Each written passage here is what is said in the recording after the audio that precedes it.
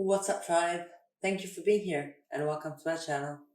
Today's post is titled Arrogance, and as it's a dialogue between Matias and his higher self, I'll be referring to Matias as me and his higher self as I am. Me. Every day I try to read the comments of all the people who write on YouTube, on social networks, and on the blog to get an idea of whether what I am sharing is understood or not. If there are doubts, questions that I can solve later during the talks.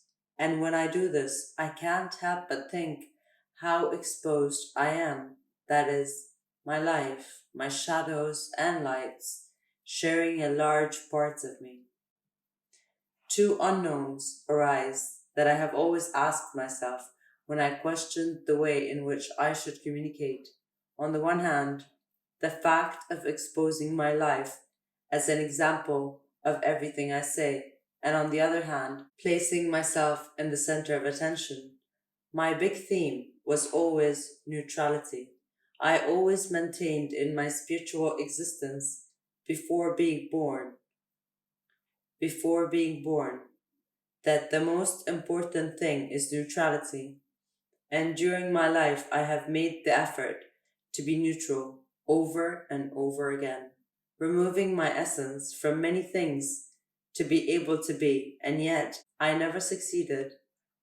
Well, life always led me to be more of a fictional character than someone external who tells things from the outside. I am.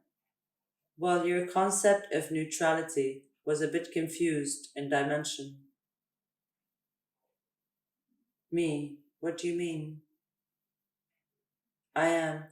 Being neutral in the ninth dimension is not the same as being neutral in the fifth, much less being neutral in the third. The ways are different. Imagine that neutrality is photosynthesis, the process of assimilating light in the plant kingdom to create sugary foods. The way in which this process will be carried out is not the same in fungi as in trees, in phytoplankton, if I'm saying that right. Since ecosystems are different and the way to carry out this process is diverse. Thus, in a world based on excessive polarity, such as that of the third dimension, duality generates a central point where to discharge the tension of the two extremes. Thus, neutrality is not located in the observer, as it would be in the fifth dimension, but in the observed, the object or subject. Therefore, in this dimension, neutrality does not lie in getting out of oneself to see everything, but to focus fully on one, to refer to everything. Self-reference is the neutrality of the third dimension. Me. This makes sense of everything my guide said about going to the center. When I was in the North Orkney Islands, in Scotland, I was reminded of the importance of placing myself in the center. Neutrality is in locating yourself as a self-reference in the process of self-observation. I am. This can be confused with selfishness, for a person who begins to self-reference has no other option to recognize that all the things that he contemplates outside are projections of what he perceives inside. Thus, self-analysis is constant. Stop judging the external world or pour out your will to help others, to find the coherence of the internal world and strengthen others, reflecting on the outside. Me, when I was on Mount Tabor, Israel, I had a crisis about showing myself on camera. We were filming the documentary The Recorder, and I felt dirty talking about myself, like I was not being neutral, just talking about myself. I went to the mountains alone, and there a being, a teacher, gave me a very hard talk. He told me, "You are nothing more than a tool. Your face does not belong to you. Your story belongs to the world. Stop wanting to take pity on your individuality when your ego is useful for your spirit and the network for which you were born." I am hard but accurate words. Me. On the one hand, my human part felt disappointment. I think it was as if they told me that I am worth nothing by myself and that what I believe to be is nothing more than a small piece in a larger gear. And on the other hand, my whole being felt a gigantic relief, an enormous release that returned my soul to my body, a soul that sought to escape. I understood that I could not escape from a reality that I myself had created. Matias is only a character created by my higher self. That is my only truth. In order to show a path of his consciousness, it is as if I were a reflection in a mirror, and all the reflections that are seen in me find the truth or the spirit through that reflection. Then I am a means, a tool. It was difficult for me to accept it as a human, the fact that life and spirit put me as the center of attention. I am. What is your fear?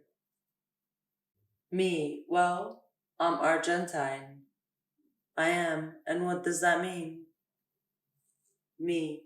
Everyone in the world, and even Argentines themselves, know that one of the characteristics of our natural culture is arrogance, self centeredness, petulant. I am. And why do you think that is so? Me, it's the typical thing they call stereotypes. Not that they are all like that, but it is like the common vision. We have a reputation for believing ourselves to be the center of the world, of being smartass. There are phrases like, "an Argentine solves all the world's problems by having a cup of coffee." I am. Or mate. Me. Yes, that is more viable. It is also said God is everywhere, but he works in Buenos Aires. There is the feeling of a strange national pride, being that all at the same time tend to refer to others, be it the United States or European countries, since we are all immigrants. I am. Well, you must remember the formation of the Argentine spirit. Like many of the American countries, due to being countries with short and formed histories of many nationalities, in the middle of 1880, a nationalization of the spirit of the people began to be generated to unite people with different origins, to create the spirit of a non existent nation without a common history. It was necessary to consolidate confidence in a new concept. Schooling worked as a way to generate love for a country that did not exist at all. Me, sure, Spanish and Italian immigrants, especially Germans, Yugoslavs, Poles, French, Irish, and a few more mixed like Greeks, Turks, Syrian Benin, all had to be united in some way. I am, and outside, they were taught that they should have pride in the country. All the nascent countries in America since 1776 were forged on the idea of national pride. Me, I have seen it in Chile, in Mexico, Brazil, in the United States. It is very strong there, but despite this, we Argentines have the reputation of being arrogant.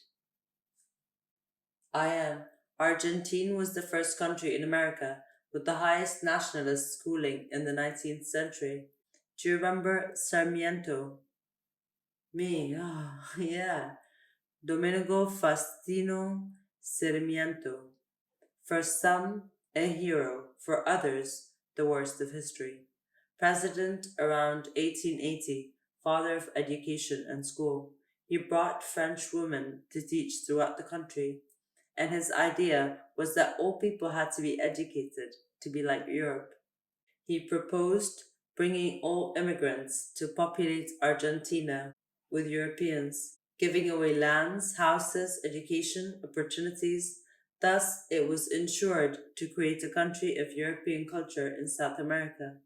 At the same time, he said that the problem was the natives and the mestizos, whom he ordered to kill, prosecute, eradicate, so as not to contaminate their ideas. So, Sarmiento is a somewhat dual character who could be both revered for his educational work as well as repudiated for his racism and incentive to genocide. I am. Your ideas made Buenos Aires known as the Paris of South America. His work for the Europeanization of Argentina generated resentment against the most native people with a large population in all bordering countries, generating an idea of superiority over the original. Thus, in schools, the idea of superiority and arrogance that bathed your culture was forged. Do you know what arrogance means? Me? No. I mean, I know the feeling, believing yourself superior to others. I am. Arrogance comes from Latin, adrogar, which means to take ownership of something. It comes in turn from the Indo European reg, which gives rise to the word regnus, that is to say, that which belongs, and its owner and possessor, the regus, who registers its belonging. Words that in Spanish gave origin to king, queen, and kingdom in English. King and queen, could come from Cayenne in Germanic languages, related to clan, family, race, being kingdom, the domus, house of the father of the clan, me. So arrogance comes from the sense of belonging to something. I am, and above all, to defend that something with courage and vigor, which brings us to the key word pride. Me. What does it mean? I am. In Spanish, the word comes from the Franco Germanic languages, Yorgul, which means petulant and lush. That is, someone with strong convictions of himself, to the point of coming to discredit others, and that is vigorous, vital, energetic for it. In English, proud,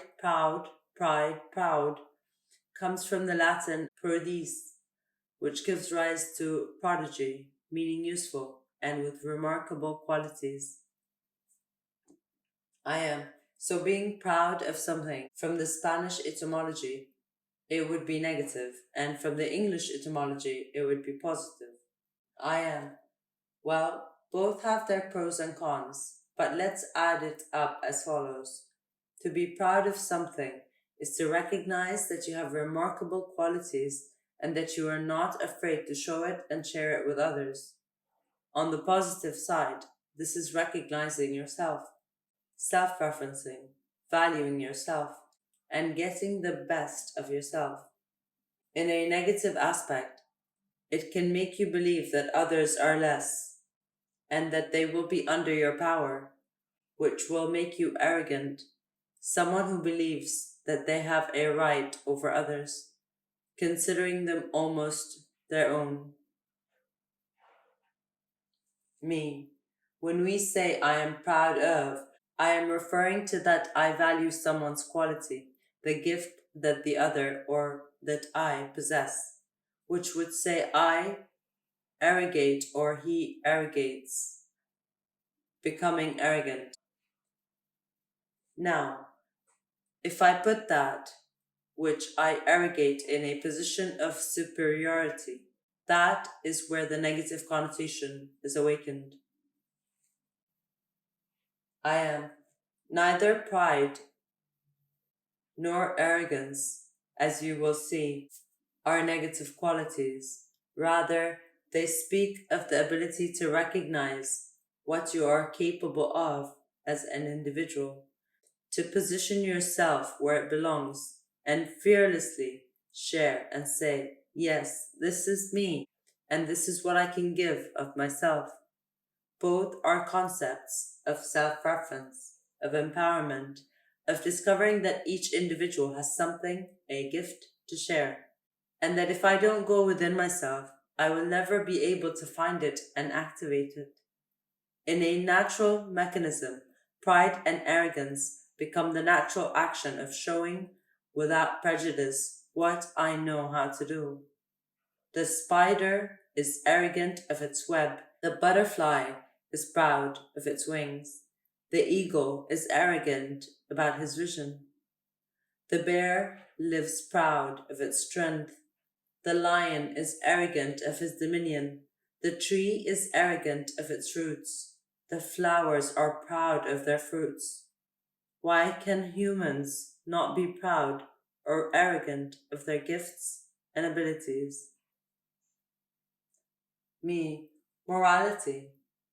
Globalized Christian traditions have a communist basis.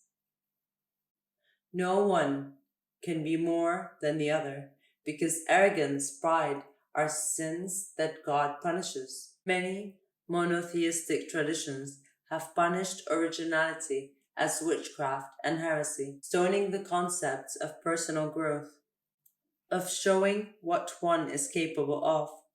Thus, they ensured spiritual feudalism, mass control through poverty. Nobody aspired to be more, because of the poor will be the kingdom of heaven. I am. Thus, the culture demonized originality, turning it into arrogance. Me, until capitalism came and took it to the other extreme. I am. And that's where we find the other side. Leaving God aside, the success of individuals was divinized, putting the arrogant as an idol. Pride is the only way of personal empowerment, glorifying the ego over the self. Me, what is the middle ground? I am. Neutrality. Me, we go back to my conflict. I am. In the third dimension, it involves recognizing the power you possess and making it useful to others to discover your own power. The pride of your arrogance at the service of the community. Me, it all seems so contradictory. I am, when it is not at all. For the only way you can show others how to find the center of yourself is by going to that center in you. By finding your center, you can show others that center. Me, how not to fall into extremes. I am identifying them. You live in a world of water based on vibration waves. There is no straight path. That is a fallacy. You will always fluctuate between positives and negatives. Balance does not lie in rectitude, but in the ability to move. That is, in the capacity for observation and transformation that prevents you from stagnating in one aspect or another. Life is a constant transformative oscillation, so there is no straight path. Learn to dance. Me, everything that lives in me is my power. I chose to be born in a land that self references with pride and arrogance, and perhaps that is a tool that always allows me to keep showing my face and speaking without fear of speaking my truth, solving the world over a cup of coffee. I am, and to find that the power of the self lies in the center of oneself, and in the valuation of said center in the heart and capacity of others.